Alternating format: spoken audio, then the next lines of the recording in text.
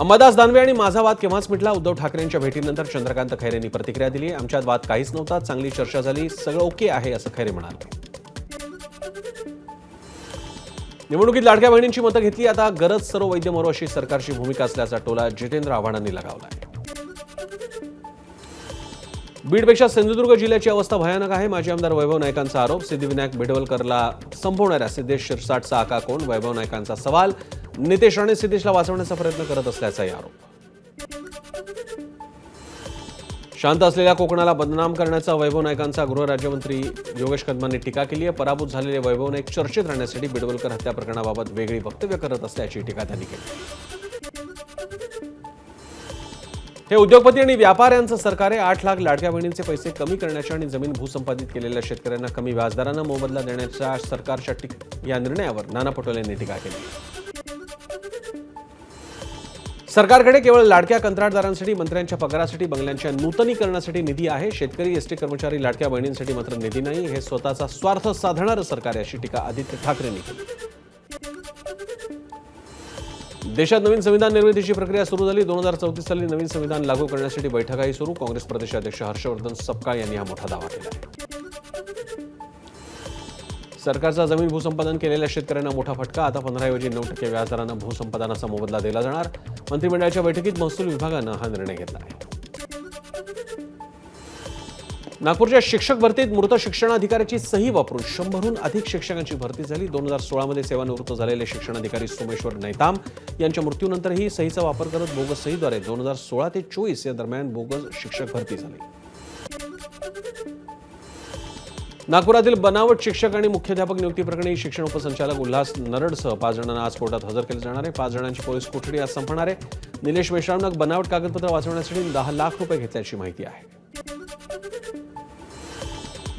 महाराष्ट्र केसरी स्पर्धेच्या उपांत्य फेरीचे पंच नितीश कबालिये यांचं 3 वर्षांसाठी निलंबन करण्यात आलंय. महाराष्ट्र राज्य कुस्तीगीर संघटनेचे अध्यक्ष रामदास तडस यांची ही माहिती आहे. शिवराज राक्षे आणि पृथ्वीराज मोहोळमधील कुस्तीनंतर झालेल्या वादामुळे हे निलंबन करण्यात आलंय. शिवराज राक्षेवर निलंबनाची कारवाई करून प्रकरणाच्या चौकशीसाठी समितीची स्थापना झालेली आहे. मात्र कुस्तीचा निकाल आहे तसाच ठेवण्याचा महाराष्ट्र कुस्तीगीर संघटनेनं निर्णय घेतला आहे. नरेश म्हस्के यांचा गणेश नाईकांच्या जनता दरबारावरून टोला त्यांनी लगावलाय. ठाण्यात एकनाथ शिंदे, मी आणि आमचे नगरसेवक रात्रंदिवस काम करतो म्हणून ठाण्यातली जनता आम्हाला विजयी करते. म्हस्केंनी हा टोला लगावलाय. रायगड जिल्ह्यात शरद पवार यांच्या राष्ट्रवादीला धक्का बसायची शक्यता आहे. आज अनिल नवगणे आपल्या असंख्य कार्यकर्त्यांसोबत उपमुख्यमंत्री एकनाथ शिंदे यांच्या शिवसेनेत प्रवेश करणार आहेत. तुळजापूर ड्रग्ज प्रकरणात 10,000 पानांचं दोषारोपपत्र धाराशिव जिल्हा सत्र न्यायालयात दाखल करण्यात आलंय. ड्रग्ज तस्करीत कुणाचे रोल काय, आरोपांचा जबाब आणि सीडीआरची माहिती या दोषारोपपत्रात आता देण्यात आली आहे.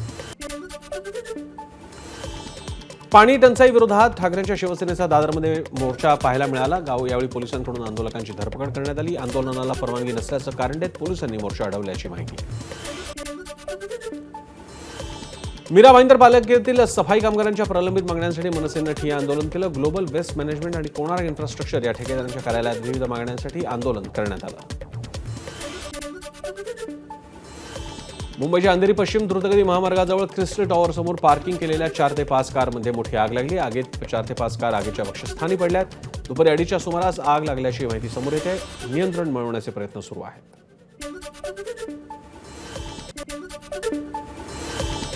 पुण्यातील दीनानाथ रुग्णालयाच्या थकीत कराबाबत सुनावणी सुरू आहे. रुग्णालयाच्या थकीत कराबाबत 2 दिवसात सुनावणी होणार आहे. रक्कम जमा करा अन्यथा पुढील कारवाई अटळ असा महापालिकेनं इशारा दिला आहे. ॲडव्होकेट असीम सरोदेंनी पुणे महापालिकेला नोटीस बजावली आहे. सुरक्षा रक्षक नेमण्यासाठी 50 कोटींची पुणे महापालिकेनं तरतूद केली आहे. पालिकेनं बेकायदेशीर राबवलेल्या निविदा प्रक्रिया त्वरित थांबवण्यासाठी ही नोटीस देण्यात आली. नोटीशीला 4 दिवसात उत्तर देण्याची मागणी सरोदेंनी केली. बीडमध्ये भाजपचे नेते किरीट सोमय्या यांच्या ताफ्याला मुस्लिम नागरिकांनी काळे झेंडे दाखवले. बोगस जन्म दाखला देणाऱ्यांसंबंधात गुन्हा दाखल करण्याची मागणी सोमय्यांनी केली होती. सोलापूर कृषी उत्पन्न बाजार समितीच्या निवडणुकीत भाजप नेत्यांमध्ये 2 गट पडलेले पाहायला मिळाले. आमदार सचिन कल्याण शेट्टी यांच्या नेतृत्वाखाली झालेल्या भाजप काँग्रेस नेत्यांच्या पॅनल विरोधात माजी सहकार मंत्री सुभाष देशमुख स्वतंत्र लढण्यावर ठाम आहेत. जालना जिल्हा परिषदेत सीईओच्या दालनासमोर पाणी टंचाईला कंटाळून एका ग्रामस्थानं आत्मदानाचा प्रयत्न केला. घनसावंगी तालुक्यातील मच्छिंद्रनाथ चिंचोली गावात 15 वर्षांपासून पाण्याचा हा प्रश्न गंभीर आहे. सरकार दुर्लक्ष करत असल्याचा आरोप. पाणी टंचाई, गढूळ पाणी पुरवठा तसंच अनेक विविध नागरी समस्यांवरून ठाकरेंची सेना आक्रमक झाली आहे. गिरगावात आंदोलन सुरू होण्याआधीच ठाकरेंच्या सेनेच्या कार्यकर्त्यांची पोलिसांकडून धरपकड सुरू आहे. मुंबई विद्यापीठाच्या फोर्ट संकुलाबाहेर ठाकरेंच्या युवा सेनेनं आंदोलन केलं. सिनेट सदस्य, विद्यार्थी, शिक्षक आणि शिक्षकेतर कर्मचाऱ्यांच्या विविध मागण्यांसाठी युवा सेना आक्रमक झाल्याचं पाहायला मिळालं.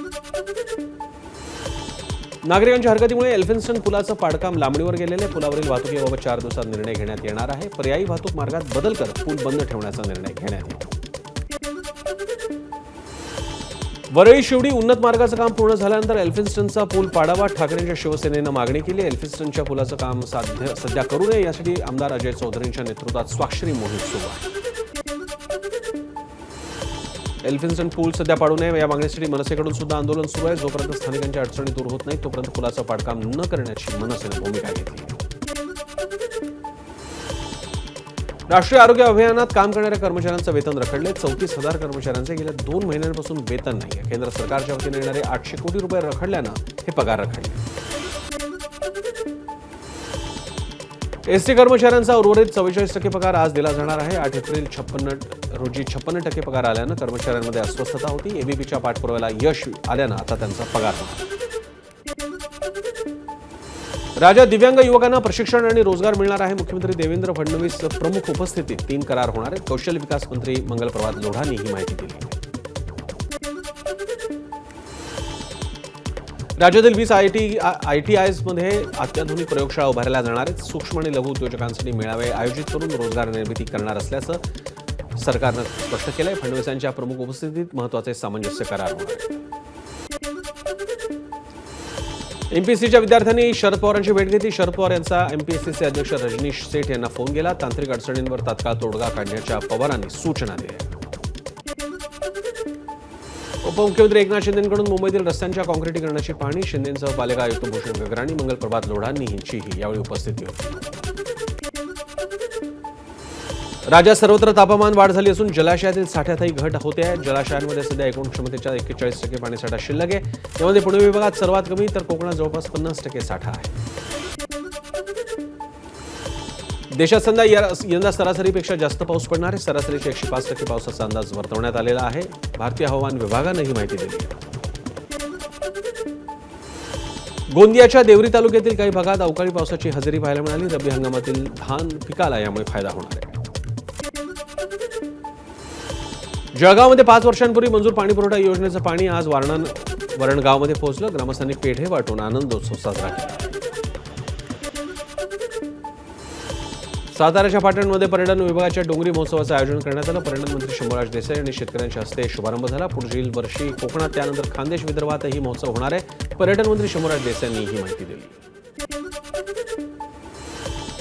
एनडीआरएफ दल पावसाळ्यातल्या आपत्ती व्यवस्थापनासाठी सज्ज आहे. एनडीआरएफच्या जवानांचा राज्यभरात वेगवेगळ्या भागात सध्या मॉकड्रिल प्रशिक्षण सुरू आहे. एकूण 12 पथकांनी मॉकड्रिल राज्यभरात विविध शहरात राबवली आहे. एनडीए परीक्षेत 1.5 लाख मुलींमध्ये ऋतुजा वऱ्हाडे देशात अव्वल आली. सुनेत्रा पवार यांच्याकडून ऋतुजाचं राष्ट्रीय संरक्षण अकादमी परीक्षेतील यशाबद्दल कौतुक करण्यात आलं. सैफ अली खानच्या घरातलं फिंगरप्रिंट आरोपीशी जुळत नसल्याचं नमूद करण्यात आलं. आरोपीच्या बोटांचे ठसे जुळत नसल्याचं 1600 पानी आरोपपत्रात नमूद करण्यात आले. ठसे जुळलेले नसले तरी आरोपी विरोधात भक्कम पुरावे असल्याचा दावा करण्यात येतोय. सलमान खानला धमकी देणारा तरुण गुजरात बडोद्याचा रहिवासी असल्याचं समोर आले. आरोपीची मनस्थिती वेगळी ठीक नसल्यानं वरळी पोलिसांनी त्याला नोटीस पाठवली. तरुणाविरोधात कोणताही गुन्हा सध्या दाखल नाही. देशातील सर्व कुंडणखाणे बंद करावेत आणि तस्करीत सहभागी असलेल्यांची मालमत्ता जप्त करावी. मानवी तस्करीवर सर्वोच्च न्यायालयानं मोठा आदेश दिला आहे. सर्वोच्च न्यायालयाचे न्यायमूर्ती जे बी पार्डीवाला आणि आर महादेवन यांच्या खंडपीठानं 95 पानांचा हा अहवाल दिला आहे. ओयोचे संस्थापक रितेश अग्रवाल यांच्या विरोधात एफआयआर दाखल झाला आहे. जयपूर येथील एका रिसॉर्टने ओयो विरोधात तक्रार केली आहे. या रिसॉर्टला कोट्यवधींची जीएसटीची नोटीस आल्याप्रकरणी हा गुन्हा दाखल झाला आहे. अनुसूचित जातीत उपवर्गीकरण करणारं तेलंगणा पहिलं राज्य ठरलंय. तेलंगणात 15% आरक्षणाची 3 गटात विभागणी 9, 1 आणि 5 अशी करण्यात येणार आहे. हरियाणातील कैथलच्या रामपाल कश्यप यांना पंतप्रधान मोदींनी स्वतः घातले बूट. मोदींकडून भेटीचा व्हिडिओ शेअर. 14 वर्षांपूर्वी मोदी पंतप्रधान होण्यासाठी चप्पल न घालण्याचा केला होता संकल्प. बेळगाव रेल्वे स्थानकापासून काही अंतरावर एक मालगाडी रुळावरून घसरली. कोणतीही जीवितहानी यावेळी झाली नाही. आज आयपीएलमध्ये मुंबईकर क्रिकेटपटू अजिंक्य रहाणे आणि श्रेयस अय्यरमध्ये जोरदार टक्कर पाहायला मिळणार आहे. पंजाब आणि कोलकाता दोन्ही संघांनी 3-3 विजय नोंदवल्यामुळे चौथ्या विजयासाठी दोघेही एकमेकांशी भिडणार आहेत. एबीपी माझा, उघडा डोळे बघा नीट.